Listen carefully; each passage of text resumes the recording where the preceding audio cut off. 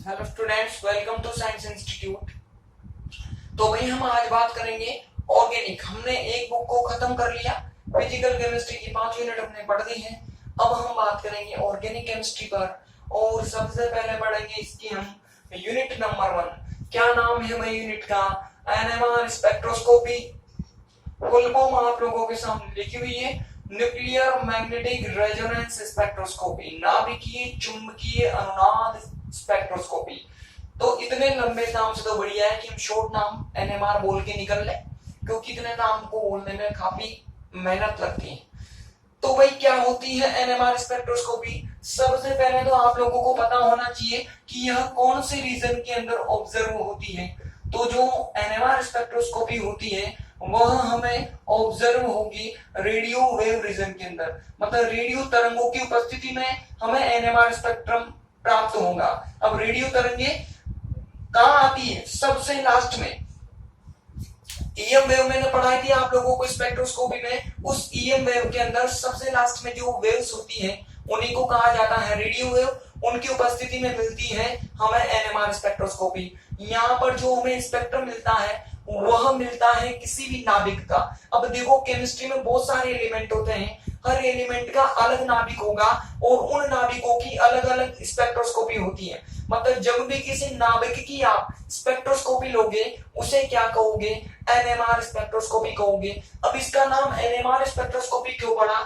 इसका भी आप इतिहास सुनो, हिस्ट्री सुनो, कहानी सुनाता हूं आप लोगों को।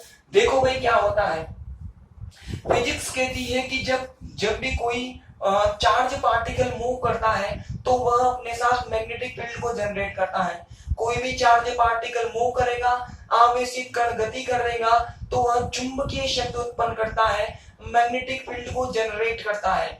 अब नाभिक के अंदर प्रोटॉन और न्यूट्रॉन उपस्थित होते हैं और प्रोटॉन और न्यूट्रॉन चक्रण करते हैं। आप लोगों ने पढ़ा होगा फिजिक्स के अंदर, प्रोटॉन भी चक्रण करता है और न्यूट्रॉन भी चक्रण करता है। दोनों अलग अलग स्पिन से उसके अंदर चक्रण करते रहते हैं। जब उसके अंदर की इलेक्ट्रॉन प्रोटॉन न्यूट्रॉन चक्रण करेंगे तो हमें नाभिक का कोई ना कोई रिजल्टेंट चक्रण मिलेगा, कोई ना कोई परिणामी चक्रण मिलेगा, कोई ना कोई रिजल्टेंट स्पिन मिलेगी। रिजल्टेंट स्पिन करने के कारण, अब स्पिन एक तरह का क्या होता है, जैसे मैं इस मार्कर को गोल गोल घुमा रहा हूं तो यह क्या कर रहा है? मूवमेंट कर रहा है। और अभी अभी मैंने बोला जब भी कोई चार्ज पार्टिकल मोशन करता है तो क्या उत्पन्न करेगा? मैग्नेटिक फील्ड जनरेट करेगा। मतलब न्यूक्लियाई ने स्पिन किया, नाभिक ने चक्रण किया, चक्रण करती हुई नाभिक क्या उत्पन्न कर रही होगी? मैग्नेटिक फील्ड को जनरेट कर रही होगी। तो आज से जब भी कोई भी चीज चक्रण करने लग जाए, अगर उस पर चार्ज हो, अगर वह चक्रण करने लग जाए, स्पिन करने लग जाए, तो फिर वह क्या उत्पन्न कर रही होगी? मैग्नेटिक फील्ड को जनरेट कर रही होगी। अब हर न्यूक्लियाई चार्ज पार्टिकल होती है, प्रोटॉन होते हैं उसके अंदर, असंख्य प्रोटॉन होते हैं हाइड्रोजन को छोड़ के, ठीक है, बहुत सारे प्रोटॉन होते हैं। तो चार्ज पार्टिकल होती है, वह मूव करेगी तो हर नाभिक किसकी तरह व्यवहार करेगी? मतलब हर नाभिक चुंबकीय शक्ति उत्पन्न करेगी, मतलब एक छोटे चुंबक की तरह व्यवहार करेगी, एक टीनी मैग्नेट की तरह बिहेव करेगी। इस बात में मेरे ख्याल से अब आप लोगों को कोई दिक्कत नहीं होनी चाहिए कि प्रत्येक नाभिक अब से हमारे लिए क्या बन गया है? चुंबक बन गया है। जब इस तरह के नाभिक की आप स्पेक्ट्रोस्कोपी करोगे उसी को क्या बोलते हैं? एनएमआर स्पेक्ट्रोस्कोपी बोलते हैं। अब देखो क्या हुआ यहाँ पर, न्यूक्लियर का मतलब होता है नाभिक। नाभिक में कौन सा गुण है? मैग्नेटिक प्रॉपर्टी होती है। जब भी किसी नाभिक का चुंबकीय, उसमें भी मैग्नेटिक फील्ड है और बाहर से भी क्या लगाएंगे हम? मैग्नेटिक फील्ड लगाएंगे। जब भी किसी नाभिक का चुंबकीय क्षेत्र की उपस्थिति में, जब भी किसी नाभिक पर, माना कि ये कोई नाभिक है, मैंने यहाँ पर एन पोल और एस पोल लगाकर इस पर क्या लगाया है? मैग्नेटिक फील्ड लगाया है। अब मैंने इस पर रेडियो वेव को आरोपित कर दिया, रेडियो वेव्स को इंसिडेंट कर दिया। एक नाभिक था, मैंने इसको चुंबकीय क्षेत्र की उपस्थिति में रखा और इस पर रेडियो विकिरणों को आपतित कर दिया। तो इस नाभिक के अंदर जो ऊर्जा स्तर होते हैं वह विपाटित हो जाते हैं। विपाटित का मतलब कुछ ऊपर चले जाएंगे और कुछ नीचे चले जाएंगे, तो उनका विपाटन हो जाता है। उस विपाटित ऊर्जा स्तर में सपोज करो एक नीचे है और एक ऊपर है, उन विपाटित ऊर्जा स्तर के मध्य यह नाभिक निम्न ऊर्जा स्तर से उच्च ऊर्जा स्तर में संक्रमित हो जाता है। या उत्तेजित हो जाता है और उत्तेजित होकर अपना एक स्पेक्ट्रम देता है, उसे क्या कहते हैं, एनएमआर स्पेक्ट्रम कहते हैं। और ये टेक्निक क्या कहलाती है, एनएमआर स्पेक्ट्रोस्कोपी कहलाती है। क्या किया हमने, एक न्यूक्लियाई को लिया, नाभिक को लिया, किसमें रखा, मैग्नेटिक फील्ड में रखा, चुंबकीय शक्ति इसका खुद का भी है, मैंने बाहर से भी चुंबकीय शक्ति लगा दिया और मैंने रेडियो वेव्स को इंसिडेंट करवा दिया। तो इंसिडेंट करवाने से इसके अंदर के जो एनर्जी लेवल होते हैं वह स्प्लिट हो जाते हैं और विपाटित हो जाते हैं। उन विपाटित ऊर्जा स्तरों के मध्य नाभिक निम्न ऊर्जा स्तर से उच्च ऊर्जा स्तर में उत्तेजित हो जाता है, ट्रांसमिट हो जाता है और अपना एक स्पेक्ट्रम देता है, उसे एनएमआर स्पेक्ट्रम कहते हैं। और टेक्निक क्या हो जाती है, एनएमआर स्पेक्ट्रोस्कोपी कहलाती है। अब यहाँ पर देखो सब तो समझ में आ गया हमें, न्यूक्लियर भी पल्ले पड़ गया, मैग्नेटिक वर्ड भी हमारे पल्ले पड़ गया, लेकिन ये रेजोनेंस क्या चीज है भाई। अभी अभी मैंने कहा कि नाभिक निम्न ऊर्जा स्तर से उच्च ऊर्जा स्तर में गया, तो पहले न्यूक्लियाई का एक्साइटेशन होगा, फिर वो एनर्जी देगा और डी एक्साइट होगा, excitation D excitation, excitation D excitation.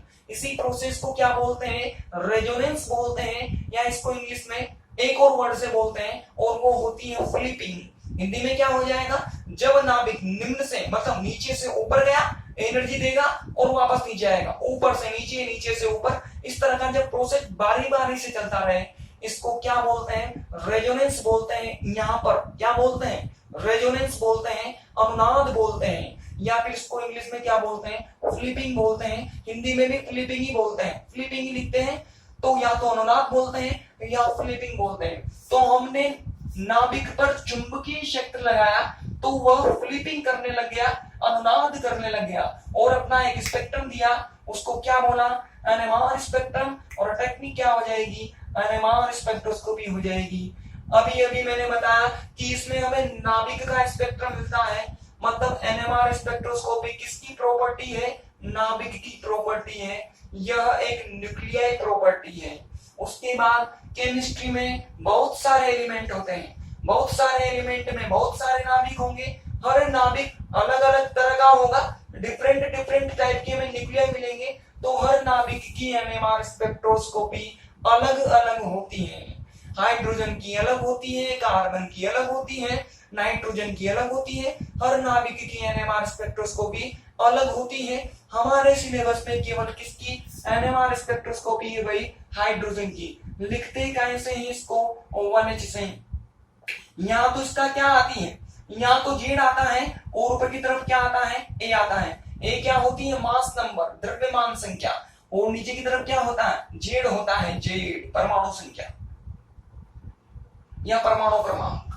तो हमें सिर्फ हाइड्रोजन की एनएमआर स्पेक्ट्रोस्कोपी पढ़नी है, इसलिए जब हाइड्रोजन की एनएमआर स्पेक्ट्रोस्कोपी करी जाती है ना, तो ऐसी एनएमआर स्पेक्ट्रोस्कोपी को क्या बोलता है, क्या बोलते हैं, 1H एनएमआर स्पेक्ट्रोस्कोपी बोलते हैं। स्पेशल नाम हो गया, एनएमआर तो है, हाइड्रोजन की कर दी तो फिर क्या नाम हो जाएगा, 1H एनएमआर स्पेक्ट्रोस्कोपी, या इसका एक और नाम होता है PNMR spectroscopy, proton nuclear magnetic resonance spectroscopy, proton नाभिकीय चुंबकीय अनुनाद स्पेक्ट्रोस्कोपी, या तो इस नाम से या इस नाम से। हमें इसी को पढ़ना है भाई, 1H NMR को ही हमें पढ़ना है, ठीक है। ये तो थी परिभाषा, फटाफट से लिख डालो वरना भूल जाओगे आप लोग बोलते बहुत जल्दी हो चीजों को।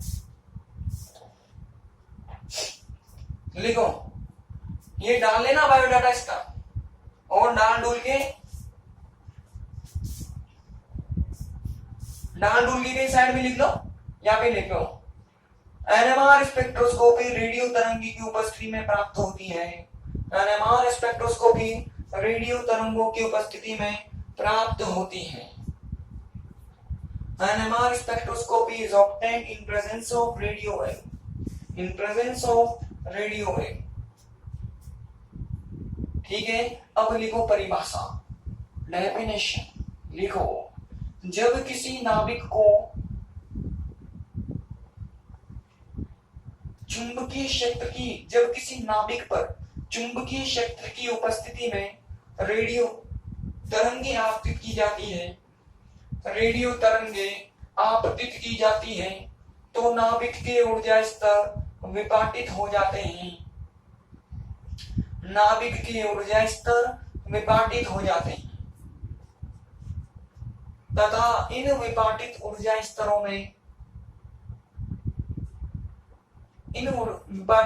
स्तरों में नाभिक निम्न ऊर्जा स्तर से उच्च ऊर्जा स्तर में उत्तेजित हो जाता है।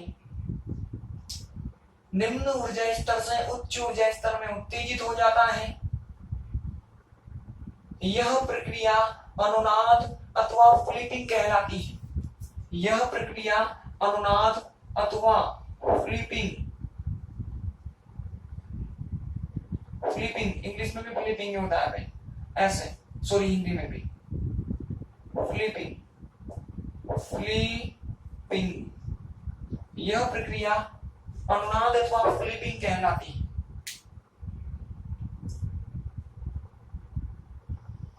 इसके दौरान नाभिक अपना एक स्पेक्ट्रम देता है जिसे एनएमआर स्पेक्ट्रम कहते हैं तथा यह तकनीक एनएमआर स्पेक्ट्रोस्कोपी कहलाती है। आप लोग लिखो, डेफिनेशन लिखो। When radio waves are incident on nuclei in presence of external magnetic field, then energy levels of nuclei are spread.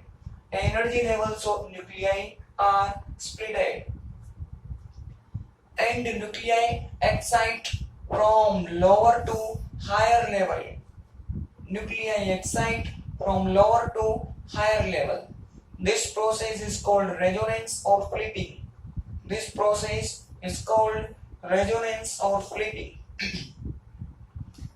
During this, nuclei gives a spectrum which is called NMR spectrum, and this technique is called NMR spectroscopy.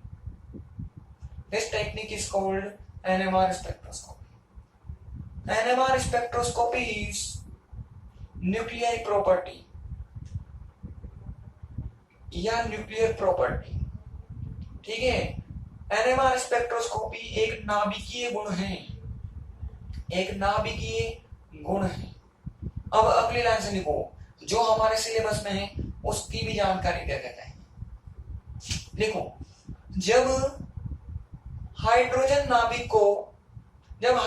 नाभिक पर चुंबकीय क्षेत्र की उपस्थिति में radio तरंगें आपतित की जाती हैं, जब हाइड्रोजन नाभिक पर चुंबकीय क्षेत्र की उपस्थिति में रेडियो तरंगें आपतित की जाती हैं, तो इस नाभिक के ऊर्जा स्तर विपाटित हो जाते हैं।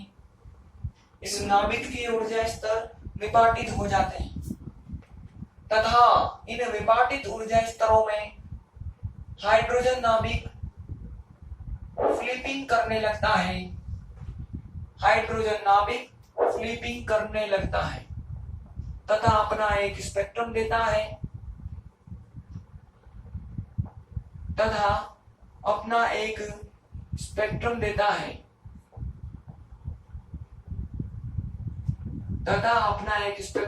है जिसे एनएमआर स्पेक्ट्रम कहते हैं तथा यह तकनीक 1H एनएमआर स्पेक्ट्रोस्कोपी कहलाती है। ऐसे लिखना है, ऐसे 1H एनएमआर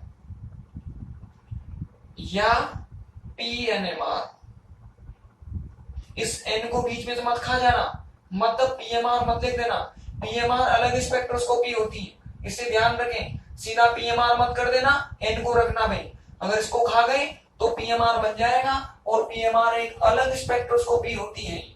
ठीक है ना, जो कभी एमएससी करी केमिस्ट्री से तो पढ़ने का मौका मिलेगा आप लोगों को। तो इसे 1H एनएमआर या पीएनएमआर स्पेक्ट्रोस्कोपी कहते हैं। ठीक, आप लोग भी लिखो, when radio waves are incident on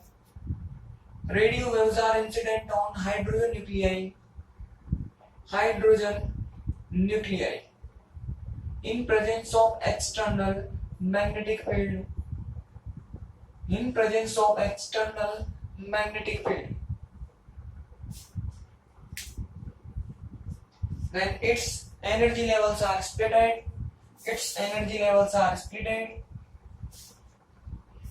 and hydrogen nuclei starts to flip in these levels, and gives a spectrum which is called NMR spectrum, and this technique is called 1H NMR or PNMR spectroscopy. This technique is called 1H NMR और PNMR spectroscopy. अब लिखिए शर्त। अब हमें ये पता लगाना है क्या सारे नाभिक NMR स्पेक्ट्रोस्कोपी देखते हैं, क्या समझ में आएगा? नहीं तो कौन कौन से नाभिक NMR स्पेक्ट्रम देते हैं, अब हमें वो पता लगाना है। अभी अभी हमने देखा कि नाभिक एक छोटे चुंबक की तरह व्यवहार करेगा क्योंकि वह स्पिन कर रहा है, चक्रण करेगा तो उसकी कोई न्यूक्लियर स्पिन क्वांटम नंबर होगी, उसकी कोई नाभिकीय चक्रण क्वांटम संख्या होगी। इसे आई से रिप्रेजेंट करते हैं। क्या नाम है इसका? न्यूक्लियर स्पिन क्वांटम नंबर, नाभिकीय चक्रण क्वांटम संख्या। उसकी यह कोई ना कोई चक्रण क्वांटम संख्या होगी। अगर वह स्पिन करेगा तो, अगर उसमें मैग्नेटिक प्रॉपर्टी होगी तो जिन नाभिकों का आई 0 होता है वह एनएमआर स्पेक्ट्रम नहीं देते, एनएमआर स्पेक्ट्रम नहीं देंगे, मतलब ये कैसे नाभिक हो जाएंगे? एनएमआर अक्रिय नाभिक हो जाएंगे, एनएमआर इनएक्टिव न्यूक्लियाई हो जाएंगे। और जिन नाभिकों का आई नॉट इक्वल टू 0 होता है वह एनएमआर स्पेक्ट्रम देते हैं, मतलब ऐसे नाभिक क्या हो जाएंगे? एनएमआर एक्टिव हो जाएंगे, एनएमआर सक्रिय। तो ये वाले नहीं देते, ये वाले तो नहीं देंगे और ये वाले देंगे। अब सबसे बड़ी चीज हमें पता कैसे लगे कि किसका आई 0 होगा और किसका आई नॉन 0 होगा, तो वही पता लगाने का भी हमारे पास एक जुगाड़ है। हम एक टेबल बनाएंगे भाई, टेबल बनाएंगे। पहले इतनी जानकारी लिखो ताकि मैं टेबल की स्ट्रक्चर तैयार करता हूं, ठीक है ना। जब नाभिक चक्रण करता है तो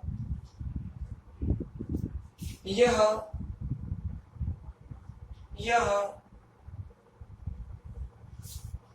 नाभिकीय चक्रण क्वांटम संख्या उत्पन्न करता है, नाभिकीय चक्रण क्वांटम संख्या उत्पन्न करता है।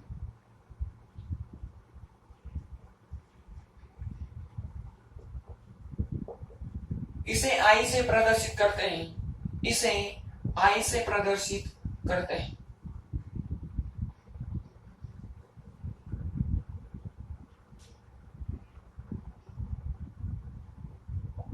ठीक है। आप लोग देखो, when any nuclei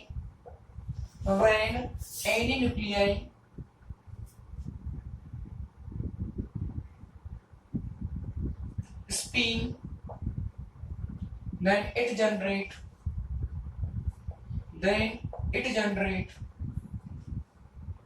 nuclear spin quantum number, which is denoted by capital I.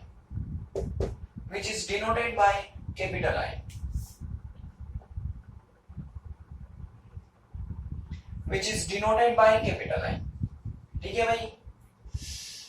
अगली लाइन से देखो, वे नाभिक जिनकी नाभिकीय चक्रण क्वांटम संख्या 0 होती है, वे नाभिक जिनकी नाभिकीय चक्रण क्वांटम संख्या 0 होती है, वे NMR spectrum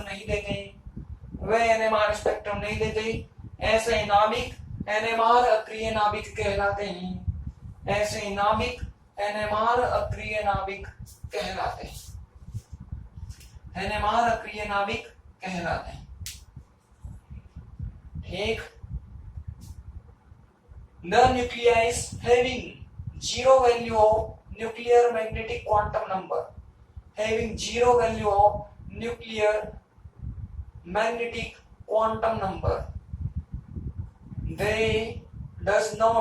do not give NMR spectrum, These are called NMR inactive nuclei. These are called NMR inactive nuclei. अगला लिखो, वे नाभिक जिनकी नाभिकीय चक्रण क्वांटम संख्या अशून्य होती है, जिनकी नाभिकीय चक्रण क्वांटम संख्या अशून्य होती है, वे एनएमआर स्पेक्ट्रम देते हैं, वे एनएमआर स्पेक्ट्रम देते हैं, वे एनएमआर स्पेक्ट्रम देते हैं। ऐसे नाभिक एनएमआर सक्रिय नाभिक कहलाते हैं, ऐसे नाभिक एनएमआर सक्रिय नाभिक कहलाते हैं, एनएमआर सक्रिय नाभिक कहलाते हैं। The nucleus having non-zero value of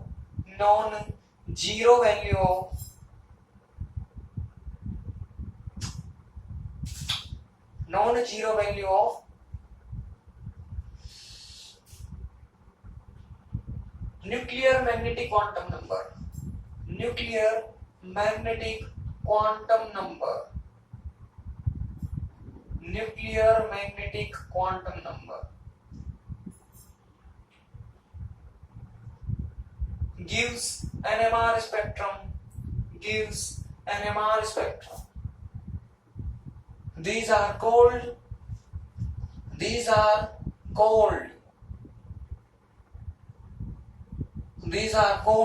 NMR active nuclei. These are called NMR active nuclei. NMR active nuclei. ठीक है, चलो भाई देखो, अब देखो बोर्ड पर, इधर मैंने परमाणु क्रमांक जेड लिख दिया, परमाणु संख्या लिख दी। अब देखो ये दोनों चीजें तो आप बचपन से जानते हो, बचपन का मतलब 11th क्लास से जानते हो, ये चीजें आपको पता होगी। कोई भी नाभिक आपको दिया गया तो आपको जेड भी पता होगा और ए भी पता होगा।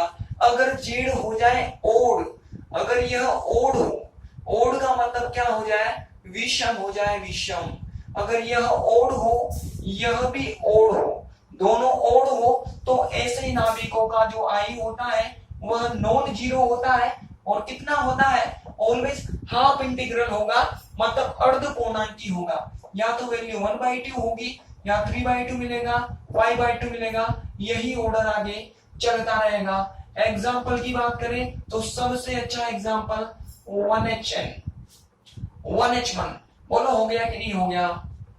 ज्यादा बेटर है हमारे अकॉर्डिंग, इसको ऐसे देखो, ठीक है, बोलो हो गया कि नहीं हो गया? ये भी ओड और ये भी ओड, तो बताओ इसकी जो आई होगी वह कितनी होती है, हाफ होती है।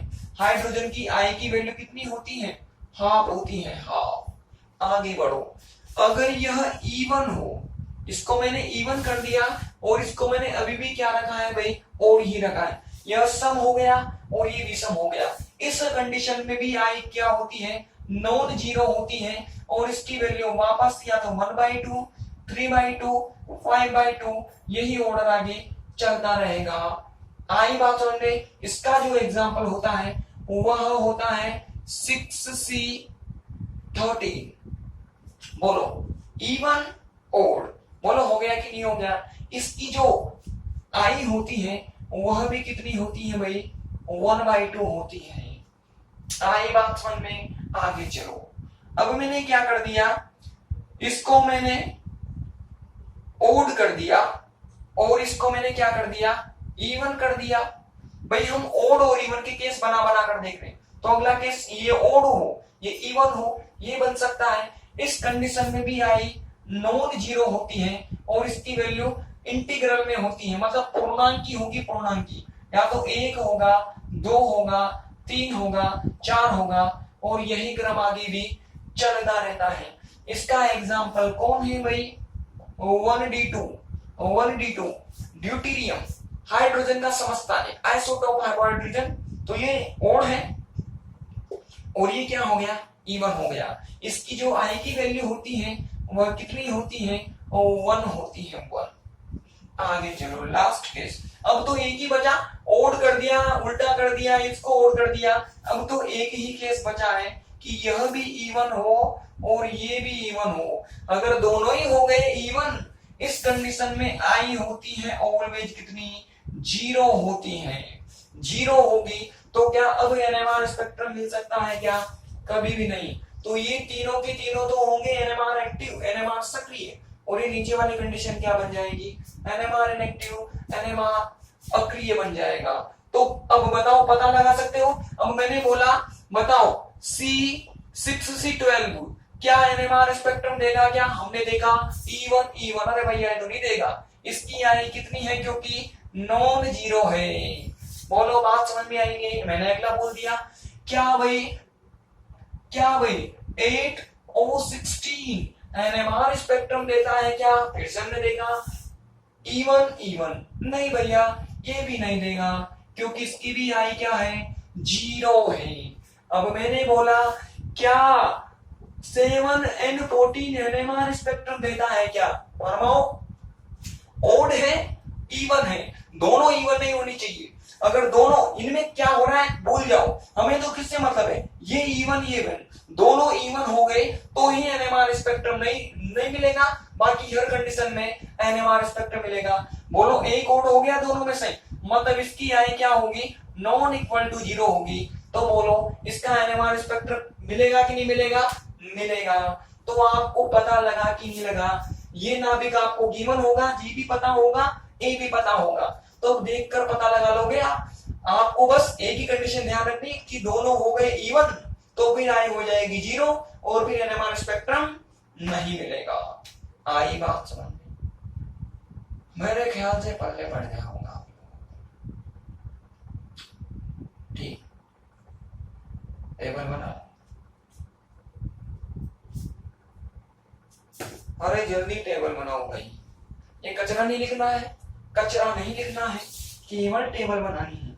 टेबल को थोड़ा सा साफ किया जाए। ये लो मैंने कचरे को मिटा दिया, ठीक है। और ये कुछ वैल्यूज है जो आप लोग अगर चाहो, श्रद्धा हो तो याद कर लेना, वरना कोई बात नहीं, आए तो छोड़ देना पेपर, और क्या होगा ज्यादा से ज्यादा, ठीक है। तो इनको याद कर लेना, ठीक है भाई, याद कर लेना इनको। कभी कभार हाफ नंबर पूछ ले तो टिका दो, और ना जानकारी तो रहेगी सही। ठीक, चलो भाई ये हो गई एनएमआर। तो हमें ये भी पता लग गया, हमें पहली पॉइंट क्या पता लगा, कहते क्या है एनएमआर, एनएमआर होती क्या है, पता लग गई। दूसरा पॉइंट कौन कौन देगा, ये भी हमें पता लग गया। अब हमें पता लगाना है मिलती कैसे है, कैसे लेंगे हम एनएमआर स्पेक्ट्रोस्कोपी को। तो अब हमें इसके प्रिंसिपल को जानना है, हमें सिद्धांत को समझना है कि एनएमआर स्पेक्ट्रोस्कोपी किस प्रिंसिपल पर काम करती है। आखिर हमने कहा था कि एनर्जी लेवल का विभाजन हो जाता है, एनर्जी लेवल स्प्लिट हो जाते हैं। अरे कैसे होगा स्प्लिट, 2 में होगा, 4 में होगा, 10 में होगा कि 1000 में होगा।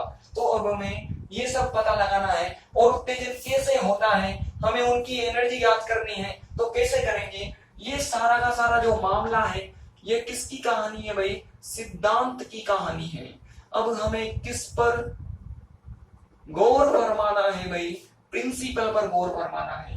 तो फरमाओ, लिखो सिद्धांत प्रिंसिपल। अभी हमने देखा कि हर नाभिक में चक्रण होगा तो उसकी आई भी होगी, आई होगी। तो जिस भी, अगर किसी नाभिकीय चक्रण क्वांटम संख्या, न्यूक्लियर मैग्नेटिक क्वांटम नंबर आई है, तो जब उसको आप मैग्नेटिक फील्ड में रखोगे रेडियो वेव को गिराते हुए, तो यह आई इतने लेवल के अंदर स्प्लिट हो जाती है। मतलब यहां से जो बनने वाले लेवल होंगे 2i+1 के बराबर लेवलों में स्प्लिट हो जाएगी। इतने सारे आपको ओरिएंटेशन मिलेंगे। अगर आई है तो 2i+1 ऊर्जा स्तरों में विभक्त हो जाएगी। एग्जाम्पल की बात करते हैं तभी ही हमें समझ में आएगा, ऐसे तो हमारे ऊपर से जा रहा है। अब देखो अगर हम 1h की बात करें, 1h की बात करें तो इसके लिए i बराबर कितना होता है, हाफ होता है। अगर इसके लिए टोटल एनर्जी लेवल की बात करूं मैं तो बताओ 2 इंटू 1/2 प्लस 1 बराबर कितना हो गया, 2 से 2 गया, तो मतलब कितने लेवल। हाइड्रोजन नाभिक को जब चुंबकीय क्षेत्र में रखकर रेडियो वेव गिराओगे तो कितने लेवल के अंदर स्प्लिट होगा, 2 लेवल के अंदर। माना कि ये इसका ये कोई हाइड्रोजन नाभिक है और 2 लेवल भी कैसे कैसे होंगे भाई, ये आई बराबर कितना है 1/2 है, 2 लेवल बनेंगे तो एक तो प्लस के करस्पॉन्डिंग बनेगा और एक किसके करस्पॉन्डिंग बनेगा, माइनस के करस्पॉन्डिंग। मतलब क्या बन जाएगा, प्लस माइनस हाफ बनेगा। एक लेवल का नाम तो प्लस हाफ होगा और दूसरे लेवल का नाम क्या हो जाएगा, माइनस हाफ हो जाएगा। सपोज करो ये कोई हाइड्रोजन नाभिक है, ठीक है, इस पर मैंने अभी तक क्या कर रखा है, H को 0 कर रखा है, H और मैग्नेटिक फील्ड, ठीक है, यहाँ पर H को मैग्नेटिक फील्ड बोलेंगे हम, तो H 0 है, चुंबकीय क्षेत्र की अनुपस्थिति में। तो बताओ इनकी ऊर्जा स्तरों का विपाटन हो सकता है क्या, बिल्कुल भी विपाटन नहीं हो सकता। मतलब बिल्कुल भी विपाटन नहीं होगा, हमें केवल एक सिंगल लाइन नजर आएगी। इस कंडीशन में विपाटन नहीं हुआ, दोनों दो ऊर्जा स्तर थे, दोनों ऊर्जा स्तरों की एक समान ऊर्जा है। जहां पर पहला एनर्जी लेवल है वहीं पर ही दूसरा एनर्जी लेवल है। जब दो ऊर्जा स्तरों की एनर्जी समान हो जाए और ऐसे लेवल को क्या बोलते हैं, अपभ्रष्ट लेवल बोलते हैं। अन अपभ्रष्ट लेवल, अपभ्रष्ट ऐसे लेवल को क्या बोलते हैं, अपभ्रष्ट लेवल बोलते हैं, डीजेनरेट लेवल बोलते हैं। अगर 2 लेवल है उनकी एनर्जी बिल्कुल सेम है तो ऐसे लेवल्स क्या कहलाते हैं, अपभ्रष्ट ऊर्जा स्तर कहलाते हैं, डीजेनरेट एनर्जी लेवल्स कहलाते हैं। ठीक है, तो इस कंडीशन में क्या रहेंगे, डीजेनरेट या अपभ्रष्ट। अब मैंने क्या कर दिया, H नॉट इक्वल टू 0 कर दिया, मतलब मैंने मैग्नेटिक फील्ड को लगा दिया। कितने लेवल बनेंगे, 2, एक प्लस हाफ और एक माइनस हाफ, एक नीचे चला गया और एक ऊपर चला गया। ठीक है, एक प्लस हाफ हो गया और एक क्या हो जाएगा, माइनस हाफ हो जाएगा।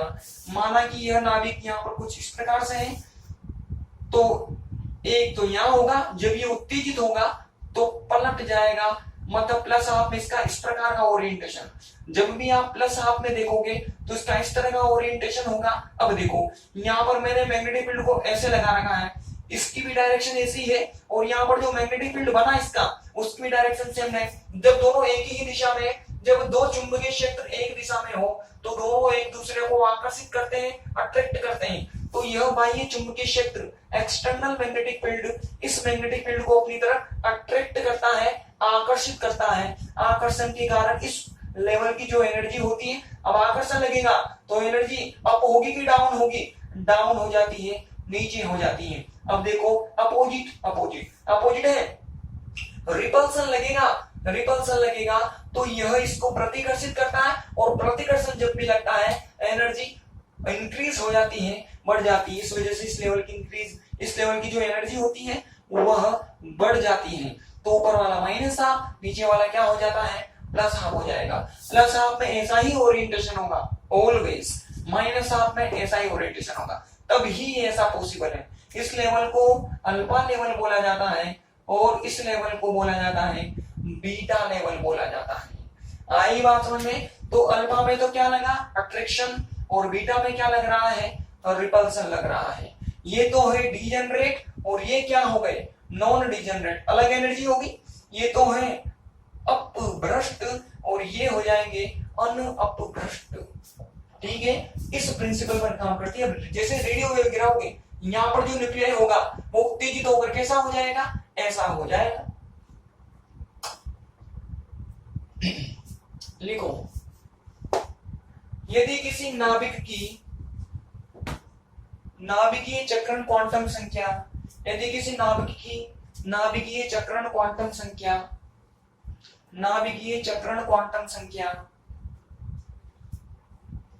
आई है तो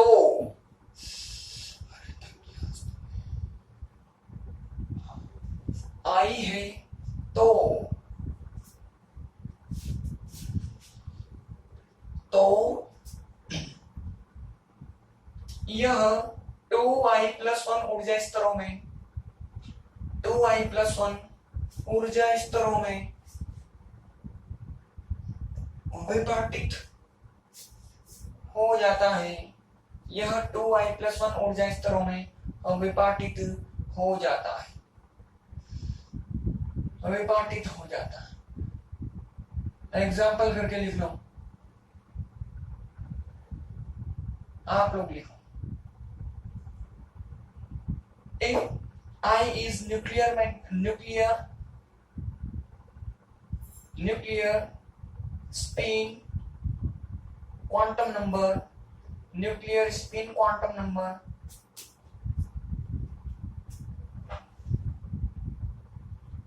then nuclei split into 2i+1 energy levels, then a nuclei split into 2i+1 energy levels, 2i+1 energy levels।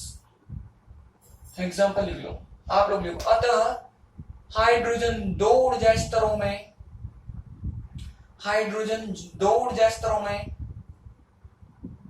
विपाटित हो जाता है, जो क्रमशः प्लस माइनस हाफ होते हैं, जो क्रमशः प्लस माइनस हाफ होते हैं।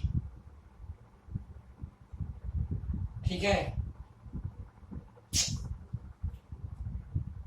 अगली लाइन से लिखो। चुंबकीय क्षेत्र की अनुपस्थिति में, चुंबकीय क्षेत्र की अनुपस्थिति में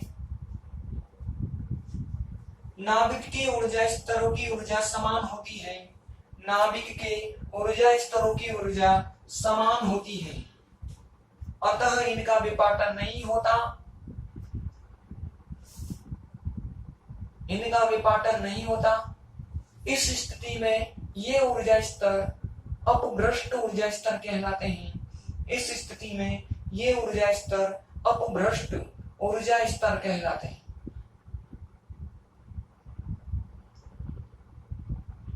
आप लोग भी लिखो इसके नीचे। Hence, hydrogen splits into two energy levels. Hydrogen splits into two energy levels. Energy levels, which are plus minus half. Which are plus minus half. Which are plus minus half. ठीक है, नेक्स्ट आंसर देखो। In absence of external magnetic field, in absence of external magnetic field,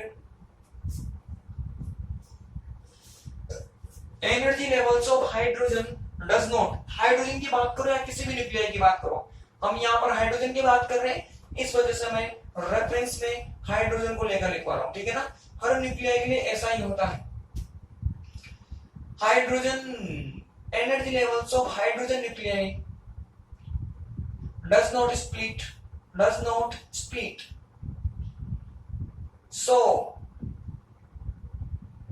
energies of these levels are equal, so they are called degenerate energy level, they are called degenerate energy level।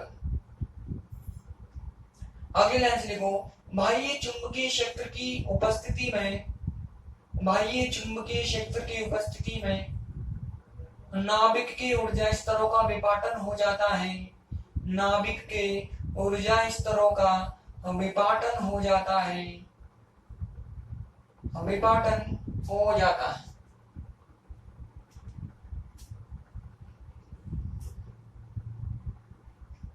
इस विपाटन के फलस्वरूप निम्न दो ऊर्जा स्तर प्राप्त होते हैं। इस विपाटन के फलस्वरूप निम्न दो ऊर्जा स्तर प्राप्त होते हैं। नंबर 1 डालो, अल्फा स्टेट या अल्फा स्तर।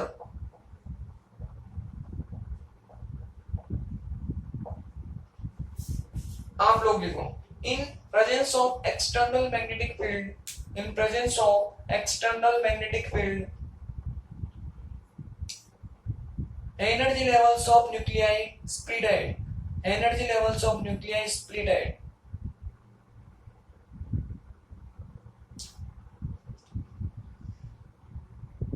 which can be shown as number 1 alpha state और अल्फा स्तर।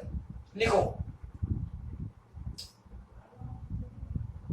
इस ऊर्जा स्तर में, इस ऊर्जा स्तर में हाइड्रोजन नाभिक का चुंबकीय क्षेत्र हाइड्रोजन नाभिक का चुंबकीय क्षेत्र तथा बाह्य चुंबकीय क्षेत्र दोनों एक ही दिशा में होते हैं, दोनों एक ही दिशा में होते हैं, सेम सेम है ना, एक ही दिशा में होते हैं। अतः बाह्य चुंबकीय क्षेत्र हाइड्रोजन नाभिक के चुंबकीय क्षेत्र को, बाह्य चुंबकीय क्षेत्र हाइड्रोजन नाभिक के चुंबकीय क्षेत्र को आकर्षित करता है, जिससे ऊर्जा घट जाती है। अट्रैक्शन जहां जहां लगते हैं ऑलवेज एनर्जी डाउन होती है। आप लोग लिखो, in this state magnetic field of hydrogen nuclei, in this state magnetic field of hydrogen nuclei and external magnetic field are in same direction, so external magnetic field attract, external magnetic field attract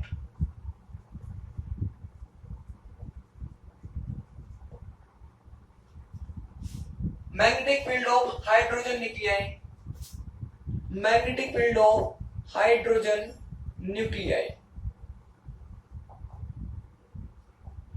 so energy decreases, so energy decreases। अगला लिखो beta state या beta स्तर, लिखो इस स्तर में hydrogen नाभिक का चुंबकीय क्षेत्र,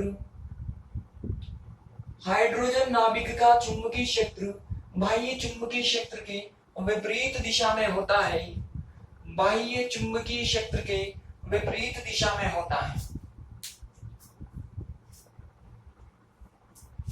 जिससे बाह्य चुंबकीय क्षेत्र, जिससे बाह्य चुंबकीय क्षेत्र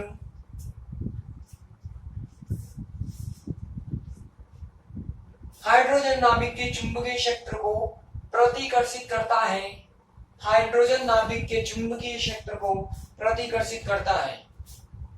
परिणाम स्वरूप इस ऊर्जा स्तर की ऊर्जा बढ़ जाती है, परिणाम स्वरूप इस ऊर्जा स्तर की ऊर्जा बढ़ जाती है, इस ऊर्जा स्तर की ऊर्जा बढ़ जाती है, इस ऊर्जा स्तर की ऊर्जा बढ़ जाती है। आप लोग लिखो,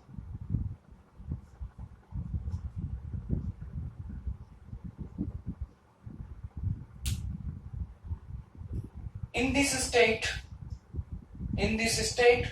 magnetic field of hydrogen nuclei and external magnetic field are in opposite direction, are in opposite direction, are in opposite direction, so external magnetic field repel magnetic field of hydrogen nuclei, repel magnetic field of hydrogen nuclei, so energy of this level increases, so energy of this level increases। ठीक है, अगली line से लिखो, विपाटित ऊर्जा स्तरों को निम्न प्रकार से प्रदर्शित किया जा सकता है, और विपाटित ऊर्जा स्तरों को निम्न प्रकार से व्यवस्थित किया जा सकता है। ठीक है,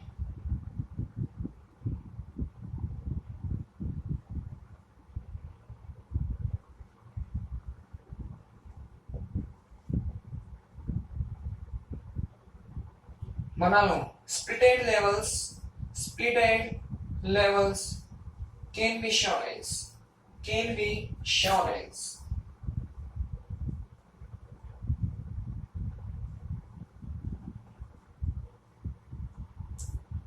याद है मैंने आप लोगों को जीमान प्रभाव पढ़ाया था, वहां पर लिखा था चुंबकीय क्षेत्र की उपस्थिति में ऊर्जा स्तरों का विपाटन, मैग्नेटिक फील्ड की प्रेजेंस में एनर्जी लेवल्स की जो स्प्लिटिंग होती है उसी को क्या बोलते हैं, जीमान प्रभाव बोलते हैं। तो यहाँ पर जो स्प्लिटिंग होगी इसको क्या बोला जा सकता है, जीमान स्प्लिटिंग बोला जा सकता है या जीमान विपाटन बोला जा सकता है। तो कभी कभार जीमान विपाटन के नाम से भी आ जाता है ऑर्गेनिक के अंदर, तो ये करना है ये, ठीक है ना।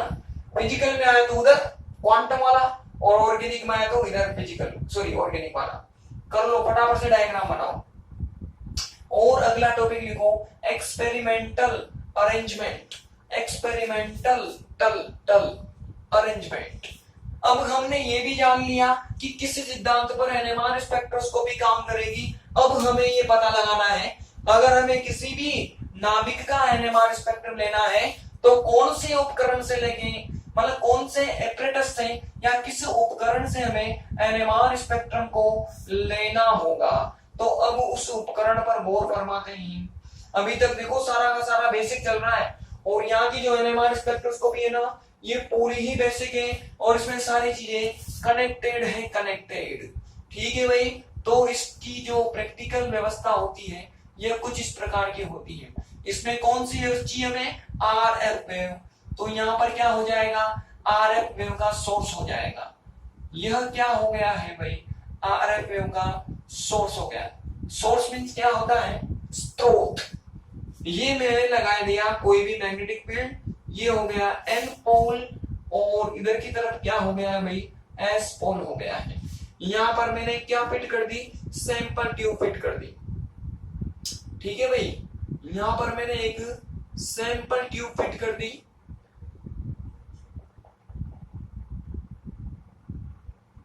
ठीक,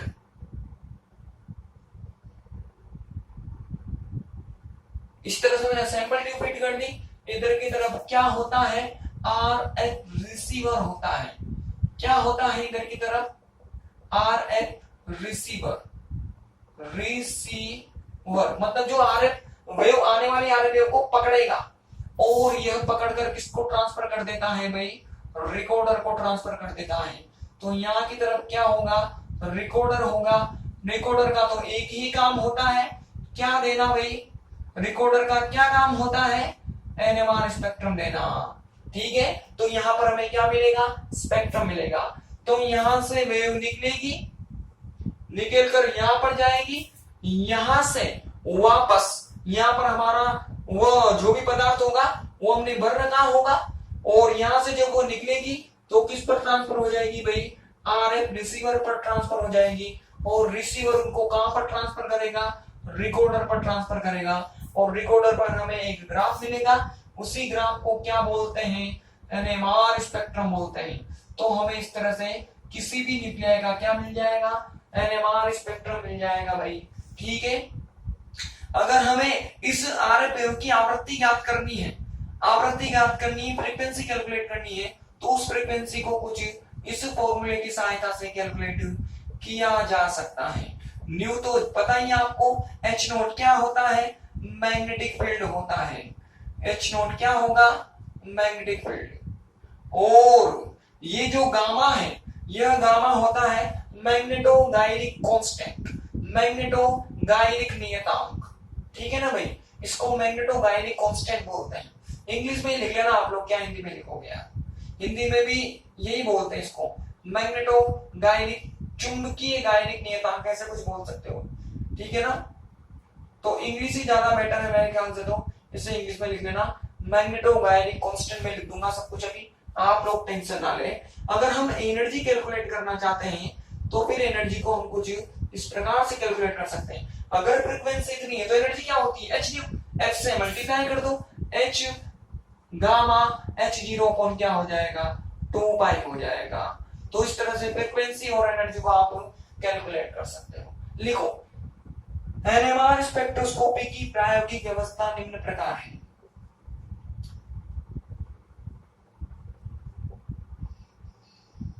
एनएमआर स्पेक्ट्रोस्कोपी की प्रायोगिक व्यवस्था निम्न प्रकार है।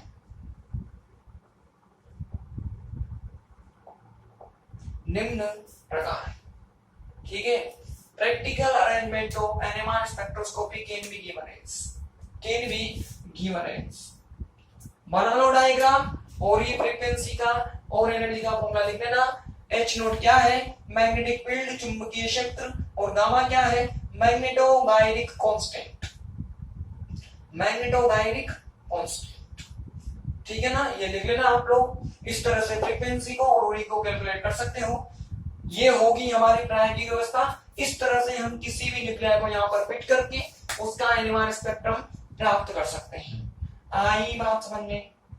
कर लेना इसको, बाकी कल पढ़ते हैं। अगर बाय द वे ये पेपर में आ जाता है ना तो 1-2 नंबर में आता है वैसे तो आपका काम इतने से जाएगा। सपोज करो 3-4 नंबर में आ गया तो दे दो कोई आप जानकारी, RF सोर्स में लिख दो, यहाँ से रेडियो विकिरणों का उत्सर्जन होता है, फिर यहाँ पर इसके बारे में थोड़ी बहुत जानकारी दे दो, इसमें एक सैंपल ट्यूब काम में ली जाती है। अब देखो स्पेक्ट्रोस्कोपी में लंबा लंबा करके आए थे, अब सब जगह एक ही चीज लिखे तो क्या मतलब है? फिर आई नहीं है बात में, सब जगह हम एक ही चीज नहीं लिखना चाहते, अलग अलग चीजें सीखना चाहते हैं और उनको देखकर हम कुछ नई चीजें लिखना चाहते हैं। लिखना सीखो, रटना मत सीखो। तो वहां पर हमने समझा था, यहाँ पर आप लोगों को करना है। अगर आता है तो कर देना। फिर इसमें से करते हैं, यहाँ पर हम उस न्यूक्लियाई को लेते हैं जिसको चुंबकीय शक्ति की उपस्थिति में रखते हैं, यहाँ से निकलने वाले रेडियो वेव कहाँ पहुंचती है? RF रिसीवर पर पहुंचती है। रिसीवर का मतलब होता है उनको कैच करने वाला, रिसीव करना, किसी भी चीज को रिसीव करना, तो वो होता है रिसीवर। ठीक है, उसके बाद में ये किसको ट्रांसफर कर देगा? रिकॉर्डर को, जहां पर हमें क्या मिलता है? NMR स्पेक्ट्रम मिलता है। ऐसा करके लंबी लंबी दी जा सकती है इसके अंदर और आपका काम भी हो जाएगा। तो आज के लिए इतना ही, कल मिलते हैं। कल का लेक्चर बहुत इंपॉर्टेंट है।